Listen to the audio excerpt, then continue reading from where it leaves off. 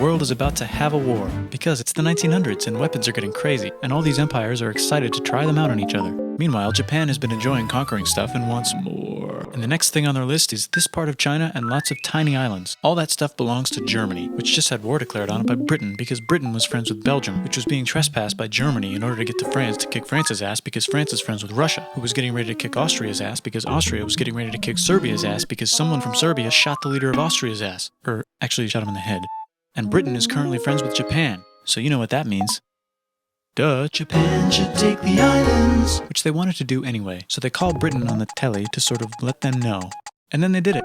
And they also helped Britain a little here and there with some errands and stuff. Now the war is over, and congratulations, Japan, you technically fought in the war, which means you get to sit at the negotiating table with the big dudes, where they decided who owns what. And yes, Japan gets to keep all that shit they stole from Germany. You also get to join the post-war mega-alliance, the League of Nations, whose mission statement is to try not to take over the world.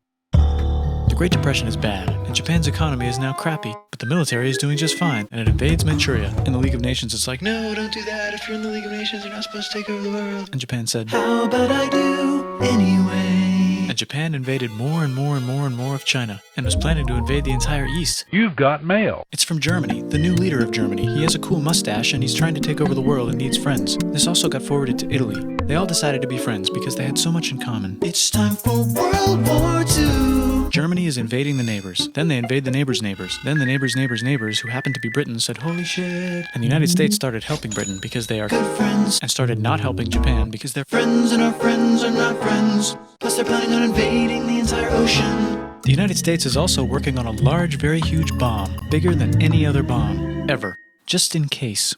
But they still haven't joined the war. War looks bad on TV, and the United States is really starting to care about their image. But then Japan spits on them in Hawaii and challenges them to war. And they say yes. And then Germany, as a symbol of friendship, declares war on the United States also.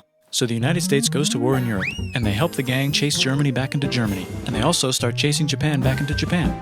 And they haven't used the bomb yet and are curious to see if it works, so they drop it on Japan. They actually drop two.